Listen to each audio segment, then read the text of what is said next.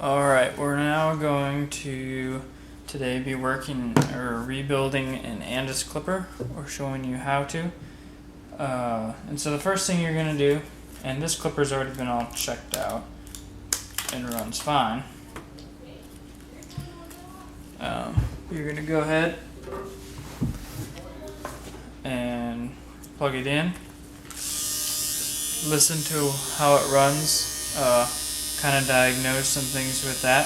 What you're going to do is you're going to grab the back of the cord, pull on the back of that cord, move that strainer relief around, try and listen for any shorts, any kind of that. Make sure your switch all works good, make sure it's not sticking, those types of things. Now this clipper sounds fine because it's already been rebuilt, but you're just going to pop your drive cap off. Go ahead and take your screws all out. And if you're ever wondering where the Andis warranty date is, it is right below the latch. Right here there's a 4-digit number. It's going to be 2 digits the month, 2 digits the year. And Andis has an 18-month warranty from the date stamp, and that's the month that it was manufactured in the factory. If it is having issues within that 18 months, if you send it in to us, we can repair it for free and send it back to you, no charge on shipping, so all you have to pay is the shipping to us.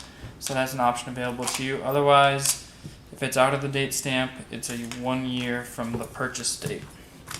So you go ahead and take that apart. Sometimes there will be hair down here in the switch. You can just blow that out. We use a nozzle like this hooked up to an air compressor. So then you're going to go ahead and just examine your clipper out. Sometimes we will get the resistor will break off right down in there.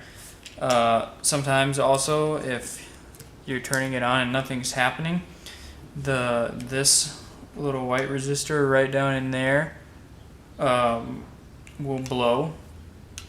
And so what you can do is you just take a pair of pliers and touch it to either side of that wire, and if it goes ahead and starts up, then you know that resistor is bad. That's one way to identify the switch. There are 2 little screws right in here if you're going to need to replace the cord. If the cord is shorting out or the end is damaged, you'll just unscrew those 2, pull them out. The black wire goes forward, white wire back. So we'll go ahead and pull our brush clips off the switch. Go ahead and unscrew the switch. And we'll set this aside for now. In order to pull your motor off, you need to pull the hinge off. And then we will go ahead and pull it right out of the housing. I usually clean the housings up, make sure none of the screw holes are stripped. You go ahead and remove your blade drive. Go ahead and pull your clips off of your motor and the brushes. And then you're going to remove the oil seal. So you just use your fingernail and lift that up, and that is blocking oil and excess hair from getting inside your motor. Then you're going to take a small screwdriver and you're going to put it right inside here in order to pop these clips up.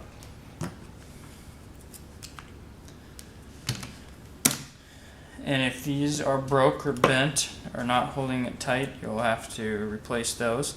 Then you're going to go ahead and pull your front motor frame off. There is a little rubber bearing ring inside there. You're going to make sure that's not worn or damaged. If there was a lot of noise coming from your clipper, it might not be a bad idea just to replace that. It's like a 20-cent part.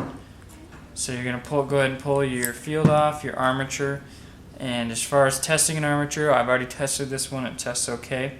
There's another video on testing armatures. So you're going to go ahead and just spin this while holding onto the bearings to make sure the bearings are all okay. Test your cam.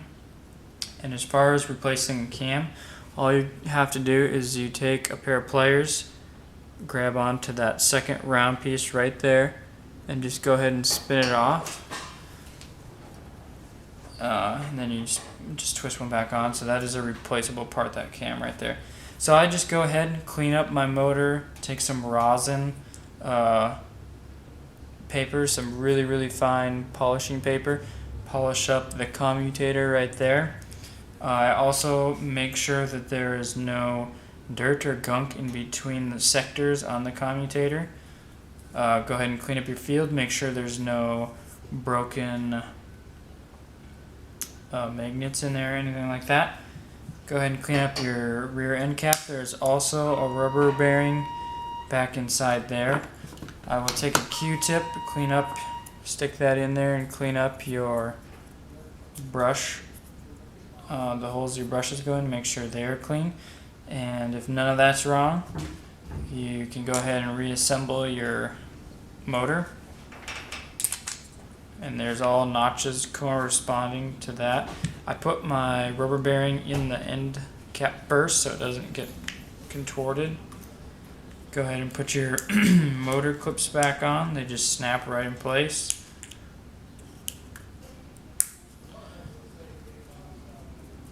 If your oil seal isn't too damaged, you can reuse it, or you can just put a new one on. They're also pretty cheap. Go ahead and put your blade drive back on.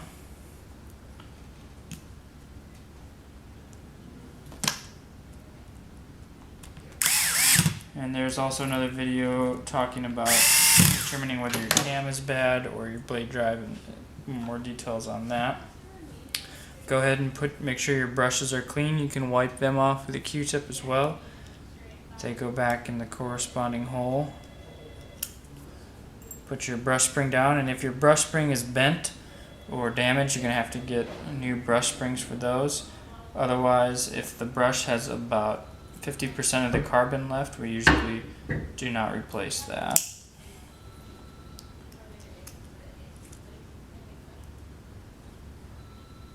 So go ahead and finish that up. Put that back in place. Your switch goes right in there. Put your screws back down. Put your brush is down, and the clips back down onto your switch, and they should be nice and tight.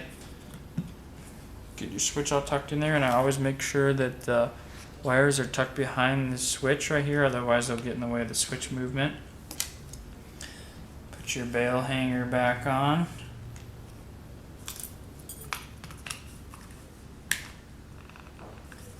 And make sure your switch is on the off position. Go ahead and put your screws back.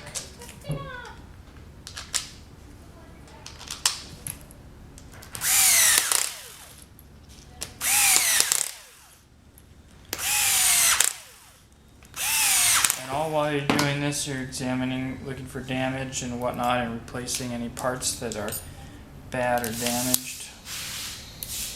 Go ahead and put your hinge back on.